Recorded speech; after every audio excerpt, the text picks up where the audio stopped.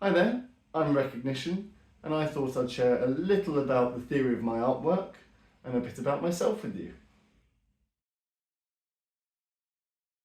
All my paintings and screen prints are based around a theory, and that theory is that the more connected you are with a place, the more it can be simplified or abstracted and still be identified.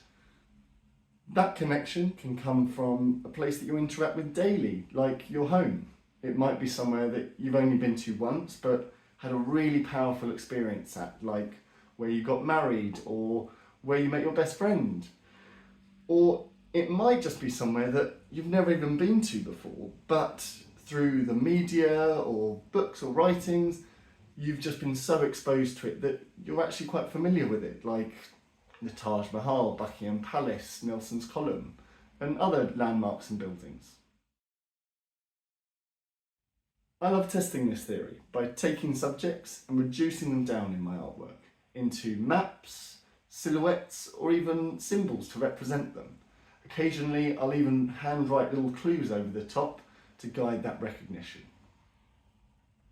For example, what some might just see as colours, lines, and shapes, you'd immediately recognise as the map of your home area. Because the focus of my work is on the subject itself, I try and remove myself from my impact on the canvas. What I mean by that is I try and reduce any brushstrokes I have by using rollers, tape, scalpels, and a few techniques I've developed so that you can really have that connection with the subject itself and not with me, so as to not ruin the test of whether you can recognise the subject or not. When my art's in a gallery or an exhibition, I'll typically hide the title of it. That gives you the chance to decide when you want to choose to find out if you guessed right or not. When you do, I'll usually add information about the building or the statue or whatever the subject is, because most of my subjects have some sort of cultural or historical significance. And when you learn what that is, it then gives the piece a new meaning. It goes from being just a simple silhouette or an outline to actually something that represents something much bigger than just the canvas itself.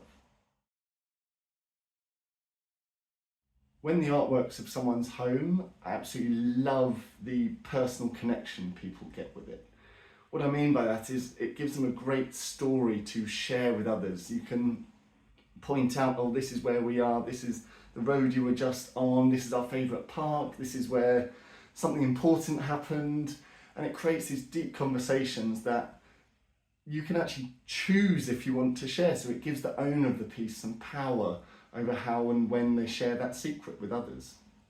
If a map artwork spans across multiple canvases, which it often does, I like to do something to invite you to be part of the creative process. And what that is hang it like you want. I've designed something in a certain way, but this then is your artwork and it's your place and your home that you're hanging it in. I want you to be able to have freedom and creativity with that. So if you want to change it round, split up the canvases or move them about, go for it. What I love is that then still works towards this test. Yes, if it's all the things line up, then it might be an easier test to recognise it.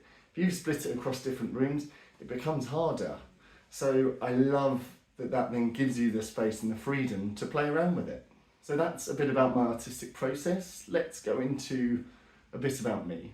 We can start with why the name Recognition. So the name Recognition is quite personal to me. It's rooted in definitions that reflect both my artistic philosophy and my personal one. So let's start with those definitions. So recognition can mean the identification of something or somewhere based on prior knowledge or experience, or it can mean the acknowledgement of its importance and significance. So the first definition ties directly to my artwork. Now my artwork simplifies familiar places and subjects like buildings, bridges, monuments into abstract forms. But through that then tests your ability to recognise them and test that personal connection that you have with the artwork, but also with the subject itself. The second definition speaks to my intention to honour and celebrate these places.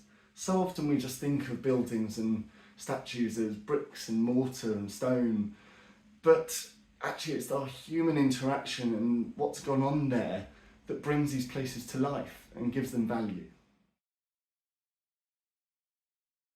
So that's the significance of recognition to me and my artwork, but you're probably still wondering, okay, great, but why not just use your real name anyway? Well, so I'm someone that lives with ADD, so that's the attention deficit part of ADHD. And as a result of that, I find keeping focused and staying on track very, very difficult. And it's something that having this name acts as a little rudder to keep me on the straight and narrow. As much as my mind is flitting around in 1,000 different ways often, this just helps me give a sense check of, does that idea lead to this purpose and this vision that I have artistically? And sometimes the answer is yes, quite often the answer is no. So those ideas, it's not they may not have value, but I'm just trying to keep going in this one direction. And that's where having that name recognition just helps me do that a little bit. So why do I wear a mask? Well, it's a question I get asked a little bit, and it's a good question. So let's get into it. So we all carry biases with us every day, both conscious and unconscious. And I want your connection to be with my artwork, not with me, where those biases might come into play a little, but that's just kind of partly why I do it. Also something slightly protective about the mask for me. So Pablo Picasso famously said, "Great art divides." And it's true, I think everyone's got their preferences and things they like and dislike in art, and I encourage that, and I think that is wonderful.